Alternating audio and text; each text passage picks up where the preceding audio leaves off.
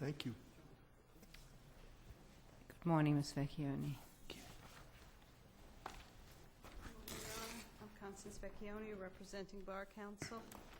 This matter is before the court on a reservation and report by a single justice.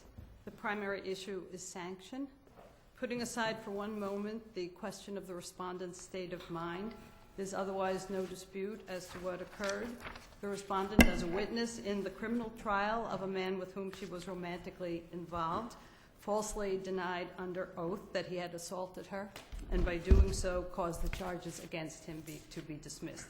The question before the court is whether the board's recommendation of a public reprimand, rather than the presumptive sanction for false testimony under oath of at least some term of suspension, whether that recommendation by the board gives undue weight as a matter in mitigation to the fact that the criminal trial involved a domestic assault, albeit 3 months earlier, in which the lawyer was the victim. When you say the standard should be at least some measure of suspension, I mean, what are you using as the comparator here? I thought we just heard that false statements under oath is a presumptive 2-year suspension. Is that?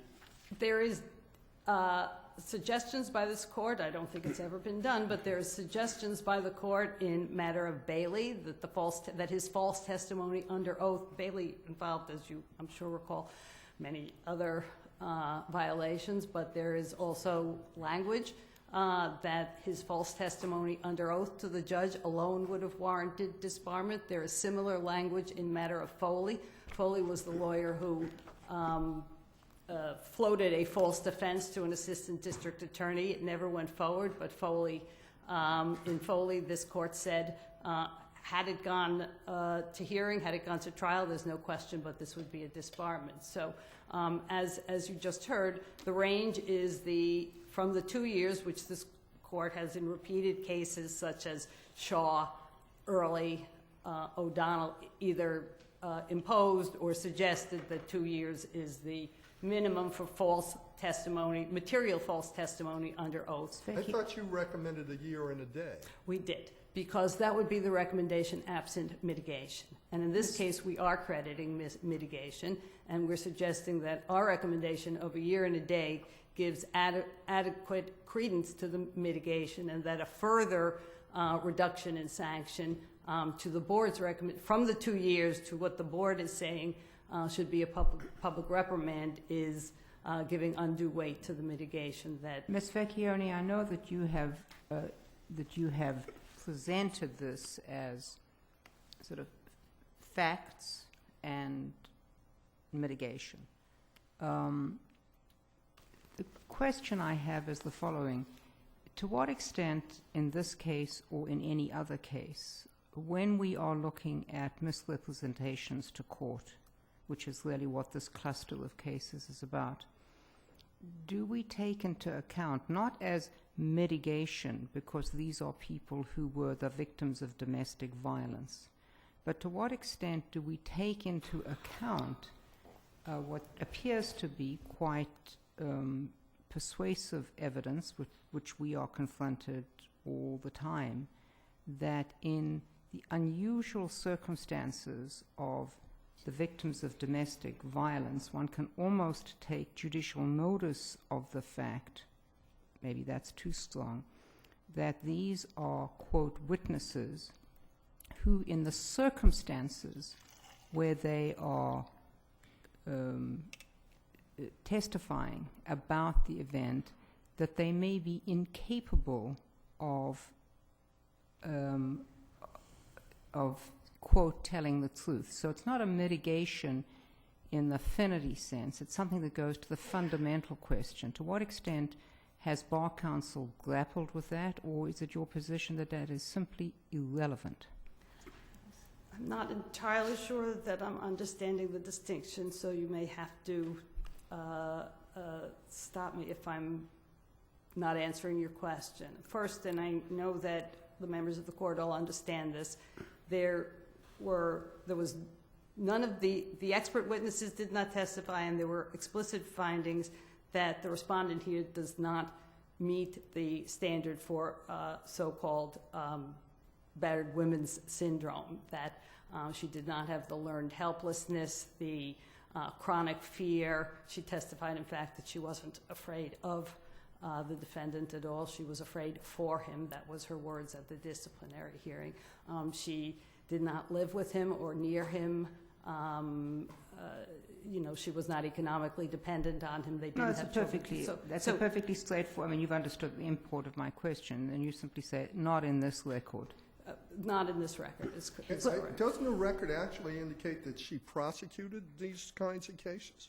She, in law school, she had worked with a Battered Women's Project, and as an assistant district attorney, her caseload had included violence between siblings. What I'm not entirely sure of, and therefore don't want to misstate the record, is whether her prosecution of violence between siblings was before the assault or after the assault, because she had only been an assistant district attorney for something like 6 months before the date of the assault. So I don't want to misstate the record. But certainly she had worked with battered women on a Battered Women's Project while she was in law school, helping victims of abuse to pursue their rights through the criminal justice system.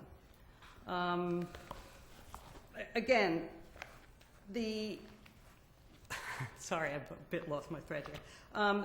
The violations that were found, and I think this is fairly obvious, were violations of 8.4 C, misrepresentations, D, conduct prejudicial to the administration of justice, and H, conduct reflecting unfitness of practice, as well as 3.3 A1 and 2 having to do with false statements, presenting false evidence in court. I want to emphasize that this was a situation in which she utterly failed to recognize her ethical and legal obligations, or even to give any thought to her oath of office as an attorney, or to the oath that she swore in Tennessee in court, much less to the rules of professional conduct. In the aftermath of the acquittal, she was untroubled. She said, "I never thought about it. It was over with." She also testified, "I never thought of it as an ethical violation. It was my personal life. It was very separate. I never thought about it as affecting my career ever until I was confronted by the Middlesex District Attorney's Office." That's, suggesting that even at the time that she was confronted by the District Attorney's Office, her first thought was, how is this going to affect my career? Not, did I commit some egregious breach of my oath of office as a lawyer and the oath that I swore in Tennessee. The issue of a sanction where a lawyer lies under oath with a component of domestic abuse has not been addressed in a bar discipline case here. Obviously, we have 2 cases here this morning, nor is there much case law nationally. There's an old case from the 80s in California called Matter of Lamb, where the lawyer was the very abused wife of a man who had failed the bar exam on numerous occasions, and she impersonated him to take the bar exam on his behalf, and she was disbarred despite the mitigation in the form of abuse, because the court felt that she was not in recovery. Probably the closest case, and it's discussed in some detail in both my brief and the respondent's brief, is the case from last year of the Washington State Supreme Court called Matter of Dornay. Dornay, like this respondent, was a prosecutor. She was in an affair, an extramarital affair with a man that she worked with. And she testified he was involved in a divorce case. She was married also. He was involved in a divorce case, and she testified in the divorce case falsely on his behalf. It was a custody case, in fact. She later, unlike the respondent here, came forward voluntarily to acknowledge that she had testified falsely, and she was suspended for 3 years by the Washington Supreme Court. In that case, they started with the presumptive sanction of disbarment based on the ABA sanction standards, which would call for disbarment in these circumstances, Section 612, and reduced it to a 3-year suspension based on the fact that there was the underlying mitigation of problems consistent with what the court described as intimate partner violence.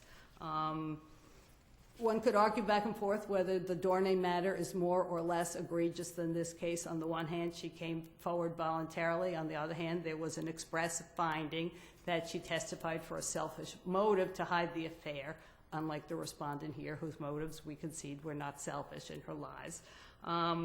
But again, we're not seeking, Bar Council is not seeking the 3-year suspension that Dornay received. The disparity between the 3-year suspension in the Dornay case and a public reprimand here is too great to be explained by any possible distinctions. Before I run out of time, there are other issues raised by the board that I would like to address. Before I run out of time, I would like to raise an issue that the respondent raised in her brief that I feel should be addressed at least briefly. She's quarreling with the hearing committee's finding and claiming that Bar Council failed to meet the burden of proving that she knew at the time of her testimony that it was not true, and perhaps this goes to the Chief Justice's question as well.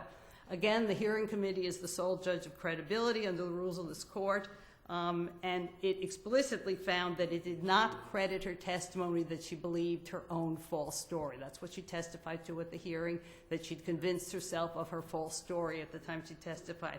The hearing committee instead found that despite what's repeatedly called the cognitive blind spot, despite her cognitive blind spot for her own ethical and legal jeopardy, she was capable of forming and did form the intent to testify falsely, that she made a conscious, albeit emotional, decision to testify falsely, and that her impairment did not prevent her from knowing her testimony was false. Can you tell me how long she had been a district attorney, assistant DA?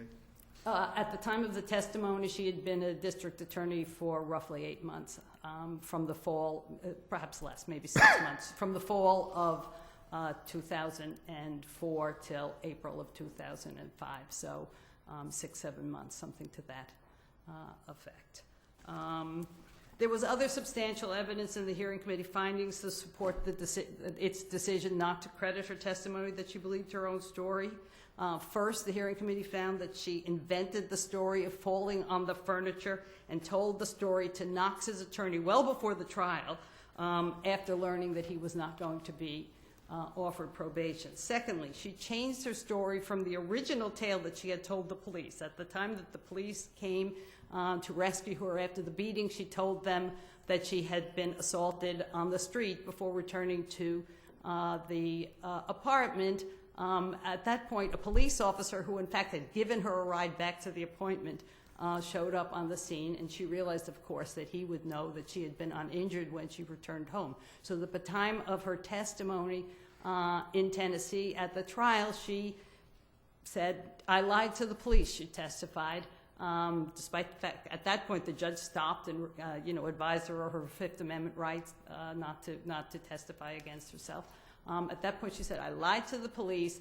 The true story is that I fell on the furniture." So she changed her story to conform to evidence that she knew was available to the prosecution. And thirdly, that she freely admitted to the examining psychiatrist, the psychiatrist who examined her at the request of her counsel here. These are her words from his report, that she concocted the story of falling on the furniture to tell to Knox's attorney. Dr. Roseman, who also testified at the disciplinary hearing, was clear that she was, again, these are his words, uncompromising about the fact that she knew her court testimony was untrue. Could I just ask you a question? This is about, I think one of your arguments is that, which the board rejected, and which is that an aggravating factor, if you will, was that she was an assistant district attorney. Why should that count? I've dropped that argument in this appeal because it obviously didn't persuade the hearing committee or the board. So I'm not pressing that argument. Why did you raise it in the first place?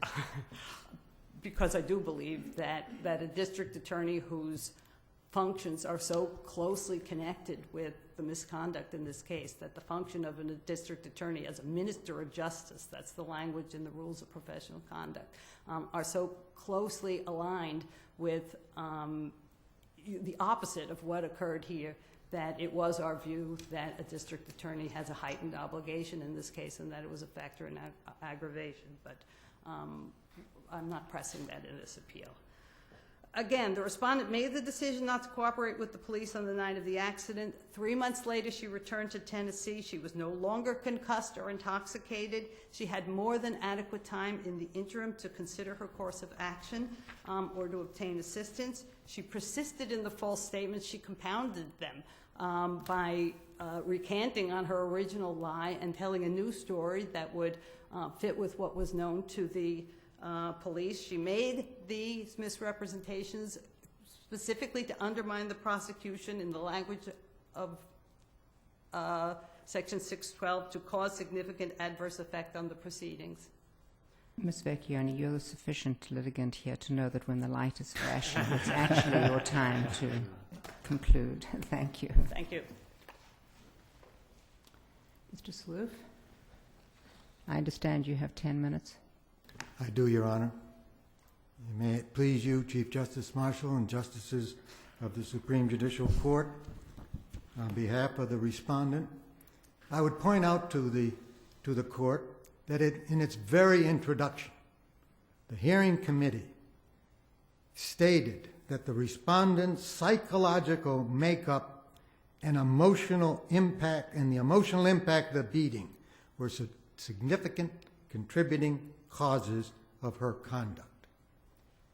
And throughout the findings, there is an acceptance by the hearing committee and then subsequently by the Board of Bar Overseers that the psychological evidence and the testimony of the respondent were clearly made under the influence of someone who had sustained a severe beating. That while there is a domestic violence in this instance, it carries on. This distinction that... Mr. Saroof, can I just so we're clear on this, this occurred this assault... In Nashville, Tennessee. In Nashville, Tennessee. This was someone she'd been seeing for a while. It was someone she was involved with while she was a law clerk to a federal judge. And there had been no other incidents before There this? had not been. All right. And after this incident, she moved back to Massachusetts? She started in October in the district attorney's office in Middlesex And County. became an assistant district attorney? She did. Okay. So, and he remained down there in Tennessee? He did, but he came up here and she went there. And they communicated back and forth from time to time? Almost continuously. And she basically was told by him that if in fact he was convicted of this because he'd already been on probation for something else, there would be some consequences? That occurred after the beating. And that is a very important distinction to make, that there was a continuing association between the respondent and her batterer. They did not break up. From the very beginning, she evidenced that reversal of guilt, which is unexplained by physicians and psychologists, but everyone accepts it as what happens in these situations. Mr. Saroof, are you disagreeing with what Ms. Vecchione just went through in terms of the hearing committee's finding that she did know that she was testifying falsely and intended to testify falsely? That is, I do take, and I contend, and I will point out, I think, some matters that this court should take into consideration.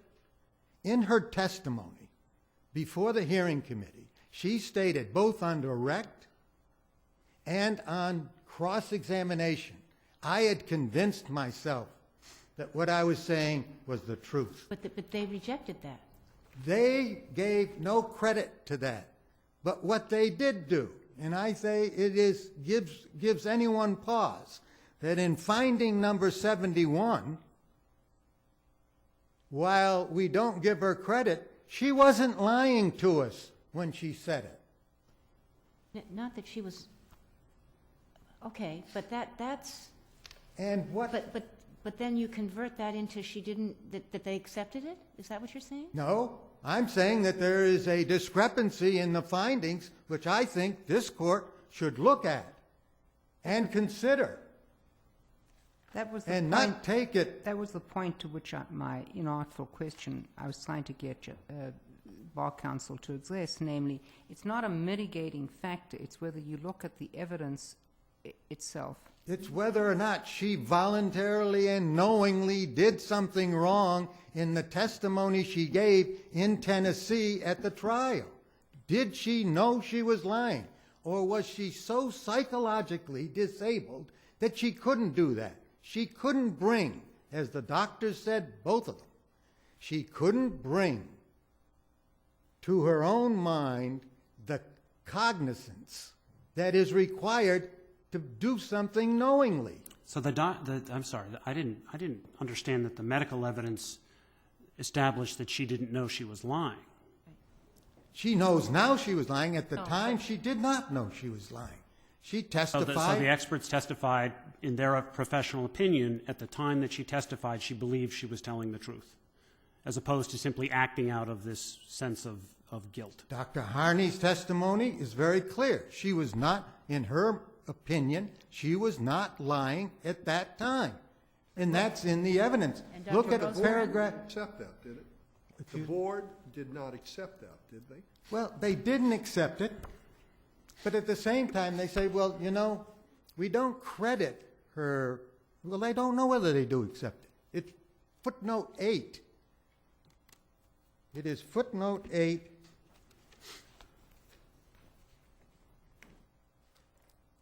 Which is, I believe, in the discussions in the appendix 55. Yeah, footnote 8. Dr. Harney did not think that the respondent considered herself to be lying when she gave false testimony because she was focused more on getting Mr. Knox and his children out of the trouble that she saw herself as creating. Exactly. We credit this testimony to the extent that Dr. Harney concluded that the respondent was not cognizant of engaging in unethical behavior during her false testimony, but we do find that the respondent knew that she was giving false testimony, whatever that means. Well, That's what you're talking about. It is what I'm talking about, and I'm saying that that's conflicting evidence. That's a conflicting finding No, by the well, court. there is a way, I mean, we don't need to do it now, but there is a way to distinguish between those two things, I think. But not if, in fact, you Well, also... no, not, well, the sentence suggests she's not cognizant of engaging in unethical, that her testimony falsely was unethical, but we conclude that she knew she was giving false testimony. That's what the import of the sentence is. That's what they conclude. Right. But that isn't what Dr. Harney said. Dr. Harney said she wasn't lying. She never considered herself lying. There has to be some knowledge. There has to be some cognizance on the part of the person who is giving the evidence that what they're doing is a lie. And there wasn't here. Her emotional state... Then how do you explain the fact that she changed her story to fit the evidence that the government was going to present? In the conscious act in constructing a new story. In the context of being forced to testify, after telling an attorney, a district attorney, I do not want to testify, never expecting she would ever be called to testify, remembering that it was in total opposition to what she was used to and what is the standard procedure here in Massachusetts, that if a person comes before a court and the district attorney understands that a person will not testify or is willing to recant whatever they had brought in the form of a complaint for domestic violence, that person is given counsel, that person has a distinctive right in Massachusetts. Excuse me, didn't the judge offer her counsel at least midway through her testimony? No, he did not. Well, He told did her not. she didn't have to testify. He told her What that did he tell her? she had a right to claim the fifth after she had already testified. But she's an attorney. I mean, you have to realize she would know she has a right to claim the fifth. I would respectfully submit, I know she was attorney. The evidence throughout by both the therapist who treated her, by the psychiatrist who examined her. She is a woman first. She is a woman caught in the circumstances of being a woman who had been beaten badly a woman who was still involved with this man, a woman who sustained the pressure in the January to April time period of this man continuing to blame her, of exhibiting in the testimony of Dr. Harney a continuing manipulative, controlling posture as opposed to her. Not only as to his own safety, but bringing into it all now that whatever she had done and what she blamed herself for was now going to affect not only him but his children. That's an overwhelming psychological burden which could not be interpreted, should not be interpreted, as someone who knowingly gets on the stand and says, I'm lying, who understands that what I have before me here is something that I must consider as a psychological impairment, is how the psychiatrist referred to it, and a cognitive blind spot. I am going to give up the rest of my time to a very brief argument on behalf of the respondent from Attorney Rosenfeld. Thank you. Thank you, Mr. Saluf. Mr. Rosenfeld? Thank you, Your Honor. My argument deals with the issue of burden of proof. And we made the argument in our brief that the Bar Council has failed to meet the burden of proof. And if you examine the record carefully, I think you'll conclude the same thing. On what point? On whether she knowingly gave false testimony? That's correct. On the question of knowing? Right. She didn't prove knowing. And here's why. If you look at the record, the Bar Council's only affirmative evidence that she presented at all was the testimony of the Assistant District Attorney from Tennessee. He didn't even testify about her state of mind. All right? All he testified was that she told him she didn't want to testify. That was it. On direct examination, the other person who testified on this issue, one of the other people, is the respondent herself. There were very few questions that dealt with her state of mind when she took the witness stand. She said, when she testified before the hearing committee, she said, all I could think about was that I wanted it all to go away and I wanted the charges to be dismissed because it was my fault and I couldn't stand to be responsible for having him go to jail for something I did.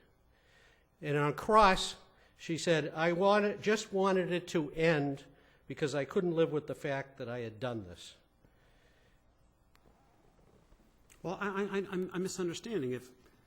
If her motivation was, I mean, I understand the guilt aspects of this, that she felt guilty. She didn't want him to go to jail because of something she did. Well, he wouldn't have gone to jail, so therefore what? Therefore, no, I wanted to tell a story that would ensure he didn't go to jail? The evidence is that she thought that she was the one who did something wrong. Now, that's not knowing conduct to be testifying on that. But the point is, and if you go to the testimony of both Dr. Rosemarin and Dr. Harney, Dr. Rosemarin testified that she had a cognitive blind spot when she was there testifying, and Dr. Harney said she really didn't know what she was doing. Now, the hearing committee in footnote number 8, makes the point that she didn't, if I could just, let me,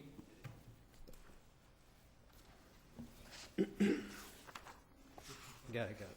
Dr. Harney did, we already heard this, but Dr. Harney did not think the respondent considered herself to be lying when she gave false testimony because she was more focused on getting Mr. Knox and the children out of trouble.